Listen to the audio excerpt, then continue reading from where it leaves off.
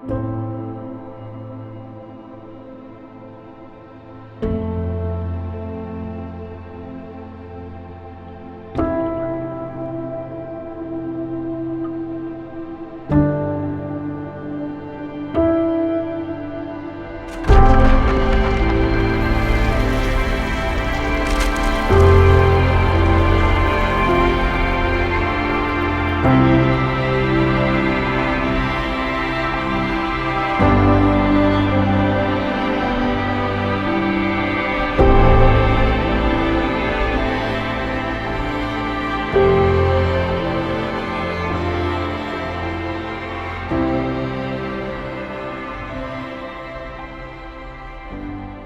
matin tout le monde, j'espère que vous allez bien en ce beau vendredi matin, cette semaine qui s'achève. On n'a pas eu facile cette semaine avec le froid, la neige, tout ça. Je sais qu'il y en a plusieurs que le moral commençait à baisser, mais on lâche pas. Le printemps s'en vient, le beau temps s'en vient, la chaleur s'en vient. Un jour, on va avoir le droit de sortir de chez nous. Je pense que ça s'en vient bientôt aussi, fait que yes, on lâche pas. Donc, je fais la dévotion matinale avec vous ce matin. Je vais tout de suite lire la lecture du passage qui est à la fin de Philippiens 3 qui fait suite aux versets qui ont déjà été couverts cette semaine. Donc on commence au verset 17 puis on va se rendre jusqu'à la fin du chapitre. Ça va comme suit. Frères et sœurs, imitez-moi. Nous avons donné l'exemple. Alors regardez ceux qui vivent en suivant cet exemple. Oui, je vous l'ai dit souvent et je le redis encore aujourd'hui en pleurant, beaucoup de gens vivent comme des ennemis de la croix du Christ. Ils finiront par se perdre. Leur Dieu, c'est leur ventre, et ce qui doit les couvrir de honte, ils s'en vantent. Eux, ils pensent seulement aux choses de la terre. Notre patrie à nous est dans les cieux. Et celui que nous attendons comme sauveur, le Seigneur Jésus-Christ, viendra des cieux. Alors il changera notre faible corps pour le rendre semblable à son corps glorieux. En effet, il est assez puissant pour tout mettre sous son pouvoir. Yes, donc Seigneur, je te remercie pour cette matinée qu'on peut passer ensemble à distance en Église. Je te prie, Saint-Esprit, de descendre sur nous. Je te demande de nous diriger, de nous parler, parle à nos cœurs. Convainc-nous de qu'est-ce que tu veux nous convaincre, toi, Seigneur. Dans le nom de Jésus, je te prie. Amen. Donc, dans ce passage-ci, qui fait suite à ceux qui ont déjà été couverts cette semaine, comme je disais, on voit Paul qui continue d'exhorter puis d'encourager l'Église de Philippe à persévérer avec Dieu, à persévérer dans leur marche et leur relation avec Dieu. Donc, on reprend déjà le verset 17. « Frères et sœurs, imitez-moi. Nous avons donné l'exemple. Alors, regardez ceux qui vivent en suivant cet exemple. » J'ai envie de commencer en vous posant la question, qu'est-ce qui vous vient en tête quand vous pensez à la vie de Paul dans le Nouveau Testament? Je ne sais pas pour vous, mais moi, c'est ce qui me vient en tête. C'est quelqu'un de complètement dévoué à la mission de Jésus, un homme transformé par Dieu, persévérant dans sa marche avec Dieu, qui est dévoué à Dieu comme un athlète est dévoué à son entraînement, comme Corentin nous disait hier. Quelqu'un qui ne pensait plus à lui, qui était guidé par le Saint-Esprit, qui était zélé à répandre l'Évangile partout où il allait, puis qui était absolument prêt à tout pour Dieu. Puis ça détonne beaucoup de l'ancienne vie de Paul. Si on se souvient bien, avant sa rencontre avec Jésus, Paul, c'était un pharisien, c'était un spécialiste de la loi, un homme très religieux qui apportait beaucoup d'importance aux coutumes, aux règles, aux rituels, tout ça, puis qui avait un mode de vie qui allait avec. Les pharisiens étaient reconnus à l'époque pour être des gens qui ne voulaient pas se mêler avec le reste du peuple. C'était comme une classe à part chez les Juifs. Mais après sa rencontre avec Jésus, ce qu'on voit, c'est que tout a basculé. Sa vie a changé radicalement. Il est devenu un homme parmi le peuple qui se mêlait à tout le monde, qui annonçait l'Évangile aux païens, la classe de gens avec laquelle il n'était pas supposé se mêler, puis à qui il a donné l'exemple en étant apôtre des églises, en leur montrant comment marcher de manière soumise et libre en Dieu et dépendante de l'Esprit Saint. À vivre selon l'Évangile, comme on a vu il y a 2 semaines ensemble. C'est ce qu'il demande aux chrétiens de l'Église de Philippe, de l'imiter. Nous aussi aujourd'hui, en tant que chrétiens, en tant que suiveurs de Jésus, c'est la même chose qu'il nous a demandé. Puis j'ai envie de vous poser la question ce matin. Puis plus personnellement, j'ai envie de te poser la question ce matin. Est-ce que tu dirais aux autres chrétiens, imitez-moi? Puis je ne dis pas ça ici pour condamner personne. Je ne veux pas que personne se sente lourd condamné ce matin, mais juste pour vous faire réfléchir par rapport à votre propre vie. Moi, honnêtement, ça m'a fait beaucoup réfléchir sur ma propre vie. Et que je vous encourage juste à réfléchir, à remettre votre vie en perspective. On poursuit, verset 18. Oui, je vous l'ai souvent dit, et je le redis aujourd'hui en pleurant, beaucoup de gens vivent comme des ennemis de la croix du Christ. Donc, Paul, qui s'adresse aux chrétiens de Philippe ici, leur dit que certains d'entre eux, et que même plusieurs d'entre eux, vivent comme des ennemis de la croix. C'est pas rien quand même. Je sais pas pour vous autres, mais si Jésus m'apparaissait aujourd'hui, puis il me disait à moi, Sébastien, tu vis comme un ennemi de ma croix, je sais pas pour vous, mais moi, il y aurait une petite trace dans mes shorts, hein, c'est sûr. C'est grave quand même. Mais qu'est-ce que ça veut dire, ennemi de la croix? Il veut dire qu'il y en a qui disent croire en Dieu, qui croient que Jésus c'est le Fils de Dieu, mais qui ne sont pas prêts à tout laisser pour Dieu, à souffrir pour Dieu, à porter leur croix comme Jésus le demande. Concrètement, aujourd'hui, qu'est-ce que ça veut dire? Qu'est-ce qui peut être ennemi de la croix dans nos vies à nous? Peut-être avoir honte de parler de notre foi aux autres. Peut-être d'avoir honte de dire qu'aujourd'hui, en 2020, on croit que c'est Dieu qui a créé le monde dans lequel on vit. Peut-être de dire qu'on ne veut pas coucher avec notre blonde, notre chum, même si ça fait des mois qu'on sort avec, mais qu'on veut attendre le mariage. Peut-être de persister dans un péché qui fait partie de notre vie, puis qu'on ne veut pas se repentir de ça. Donc, je vous invite juste à inspecter votre propre vie, à demander à Dieu qu'il vous révèle qu'est-ce qui peut être un ennemi de la croix dans votre vie. Mais entendez le cœur de Paul ici. Il dit « Je le redis en pleurant ». Puis je suis convaincu que c'est le cœur de Dieu qu'on entend au travers Paul ici. Paul a de la peine pour ceux qui vivent comme étant loin de Dieu, comme étant ennemis de la croix. Parce que c'est très bien qu'il n'y a rien de meilleur. Il n'y a rien de meilleur puis qui vaut plus la peine que de vivre soumis à Dieu, que de vivre selon ses plans à lui. Même de sa cellule de prison, il disait ça, Paul. Ensuite, Paul dit, en parlant des gens qui sont ennemis de la croix, « Ils finiront par se perdre. » Verset 19. « Leur Dieu, c'est leur ventre. Et ce qu'il doit les couvrir de honte, ils s'en vantent. Eux, ils pensent seulement aux choses de la terre. » On voit ici que le Dieu de ces gens-là, c'est devenu eux-mêmes. Et que les choses qui les entourent. Que leur cœur s'est détourné de Dieu. Qu'ils ont reçu l'Évangile, qu'ils ont reconnu que Jésus était Fils de Dieu. Sinon, Paul ne s'adresserait pas à eux comme en tant que membre de l'Église de Philippe. Mais ils s'étaient retournés vers eux-mêmes.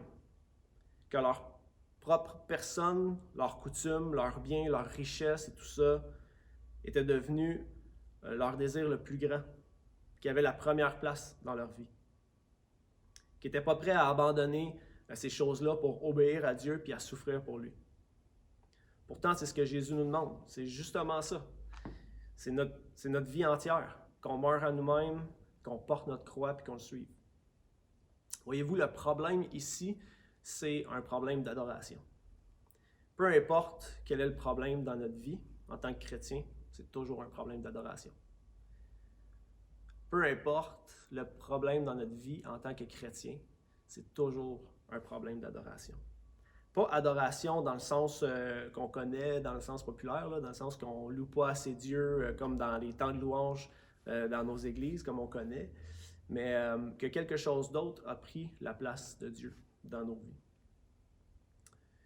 Qu'un Dieu avec un petit d a pris la place de Dieu avec un D majuscule. Je vous donne des exemples concrets par rapport à nos vies, des petits dieux qui peuvent s'installer dans nos vies.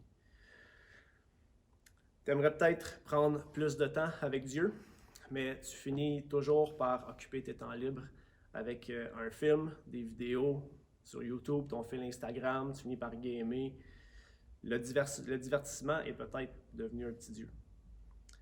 Tu te vois prendre de ton temps pour aller aider à la banque alimentaire, aider à nourrir ceux qui en ont besoin.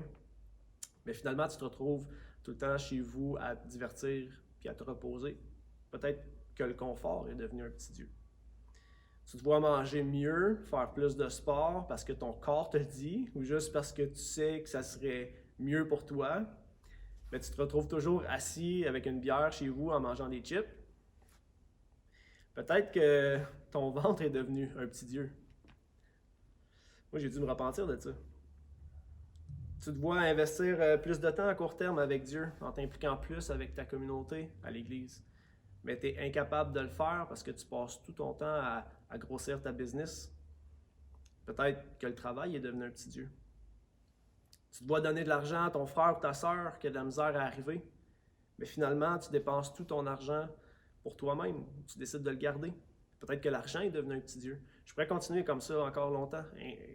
Inspectez vos propres vies, essayez d'identifier qu'est-ce qui peut être devenu un petit Dieu. Ces choses-là ne sont pas des petits dieux par défaut. Si notre cœur n'y est pas attaché plus qu'à Dieu. Mais notre chair, elle va toujours essayer de nous faire pencher dans cette direction-là. Les désirs de notre chair, ils sont contraires aux désirs de Dieu. C'est ce qui est écrit dans la Bible.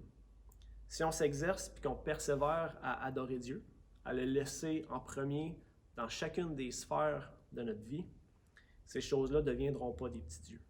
On va rester attaché à Dieu. Dieu recherche des adorateurs qui l'adorent en esprit et en vérité. C'est ce que Jésus disait dans Jean 4, verset 23. Il dit « Mais l'heure vient, et elle est déjà là, où les vrais adorateurs adoreront le Père en esprit et en vérité. En effet, ce sont là les adorateurs que recherche le Père. » Donc Dieu cherche des gens qui l'adorent en esprit, donc qui, avec l'aide de l'Esprit Saint, en élevant une adoration, des louanges vers Dieu, on peut l'adorer en faisant n'importe quoi dans notre journée. Mais il veut aussi qu'on l'adore en vérité, qu'on cherche à lui obéir, vivre en adoration, soumis à Dieu, vivre selon l'Évangile. On revient encore à ça. Puis dites-vous bien une chose, c'est ça qu'on va faire pour l'éternité. Si vous pensez que l'éternité, notre vie éternelle avec Dieu, c'est l'image typique du paradis qu'on va jouer de la harpe, coucher sur des nuages en mangeant du Philadelphia, ben non, c'est pas ça. Le royaume des cieux, c'est une place absolument merveilleuse. C'est une place où Satan et les ennemis de Dieu n'ont pas accès. C'est un endroit sans la présence du péché, dépourvu de toute souffrance, de toute peine, de tout mal. C'est un endroit rempli de la lumière resplendissante de la gloire de Dieu, où on va être dans sa présence directe, dans la présence directe de Jésus, notre Sauveur. Dans sa ville sainte, Jésus est en train de nous préparer une place à chacun. Une place où on va pouvoir rester, une place où on va pouvoir continuer de servir Dieu avec une joie infinie. Puis on va pouvoir s'abreuver directement à sa source d'eau de vie. C'est fou, pensez-y pour vrai. Comme, j'ai tellement hâte. C'est pour ça qu'on est tout le temps tiraillé entre Dieu revient, on a tellement hâte de vivre cette vie-là, mais en même temps, revient pas tout de suite parce qu'on a des gens auxquels on est attaché autour de nous, qu'on veut absolument qu'ils fassent partie de ton royaume. Puis Paul prend le temps de le rappeler encore au verset suivant. Donc on retourne à la fin de Philippiens, verset 20. Notre patrie à nous est dans les cieux. Et celui que nous attendons comme sauveur, le Seigneur Jésus-Christ, viendra des cieux. Alors il changera notre faible corps pour le rendre semblable à son corps glorieux. En effet, il est assez puissant pour tout mettre sous son pouvoir. Le but de notre vie n'est pas ici sur terre. Je ne le répéterai jamais assez, puis je me le répéterai jamais assez à moi-même. Le but de notre vie n'est pas ici sur terre, mais dans les cieux. On est juste de passage ici. Notre patrie à nous est dans les cieux. On doit constamment garder ça en tête en tant que chrétien. Sinon, nos regards ils se détournent rapidement vers le monde dans lequel on vit, vers nous-mêmes, sur nos propres désirs. C'est à ce moment-là qu'on arrête de chercher Dieu, mais qu'on cherche plutôt à répondre aux désirs de notre chair. Puis sans s'en rendre compte, on n'adore plus Dieu. On n'adore plus le bon Dieu. On n'adore plus le vrai Dieu. Puis n'oublions pas que c'est ce que Dieu veut, premièrement, comme Phil nous l'a rappelé cette semaine, c'est qu'on le connaisse. C'est ça qui est le plus important. Dans Matthieu 7, 22, 23, Jésus dit « Quand je viendrai pour juger les gens, beaucoup me diront « Seigneur, Seigneur, c'est en ton nom que nous avons parlé, c'est en ton nom que nous avons chassé les esprits mauvais, c'est en ton nom que nous avons fait de nombreux miracles. Alors je leur dirai « Je ne vous ai jamais connus. Allez-vous-en loin de moi, vous qui faites le mal. » Si on veut que Jésus nous accepte dans son royaume, on doit chercher à le connaître. On peut aussi voir dans la Bible le récit du roi Salomon. On dit que c'est l'homme le plus sage que la terre a jamais connu. C'est un homme qui a tout eu dans la vie. Tout eu. Il a tout eu les richesses. C'était le roi le plus riche. Allez lire dans Roi ou dans les livres de l'Ancien Testament, toutes les descriptions de qu'est-ce que Salomon avait puis qu'est-ce qu'il faisait faire comme richesse, c'était complètement fou. Il y a eu beaucoup de richesses, il y a eu plein de femmes, il y a eu comme au-dessus de 1000 femmes. Puis c'est toutes des choses que Dieu lui permettait d'avoir, mais son cœur s'est détourné de Dieu. Son cœur n'était plus entier vers Dieu, puis son cœur s'est détourné vers toutes les choses que Dieu lui permettait d'avoir, tous les petits dieux. Mais même lui, en terminant sa vie, il dit qu'il n'y a rien de meilleur puis de plus important que de connaître Dieu. Le gars qui a tout connu, qu'est-ce que le monde avait à offrir, il finit en disant qu'il n'y a rien de mieux, il n'y a rien qui amène plus de joie que de connaître Dieu, que le vrai bonheur est là. Puis pour le connaître, on doit le chercher. Dieu veut qu'on le cherche constamment, pendant toute notre vie. Dieu, c'est un Dieu infini. Et on ne peut pas le connaître parfaitement après un mois, un an, après 10 ans, après 40 ans de vie chrétienne. On ne le connaît pas encore parfaitement.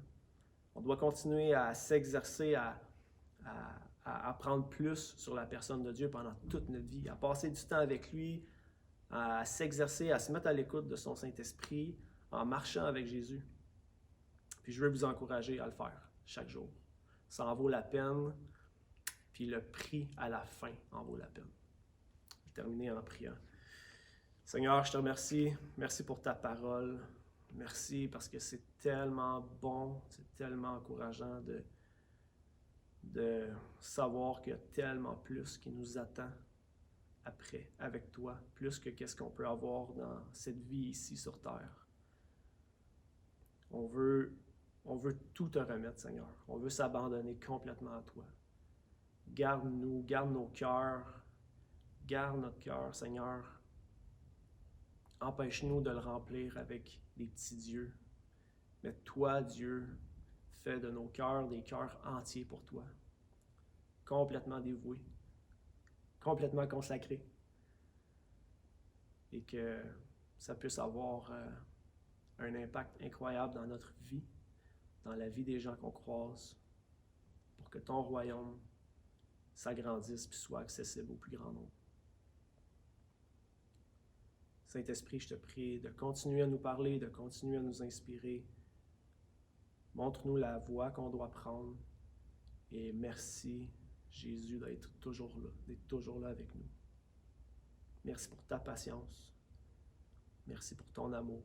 Merci pour la joie que tu nous donnes avec l'obéissance. C'est dans ton nom, Jésus, qu'on prie. Amen. Merci, c'est déjà tout pour ma dévotion ce matin. Donc, je vous souhaite une bonne fin de semaine à tous.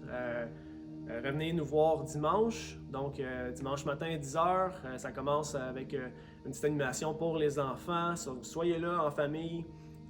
Et puis, la célébration par la suite commence à 10h30. Donc, on se revoit dimanche ensemble en église à distance.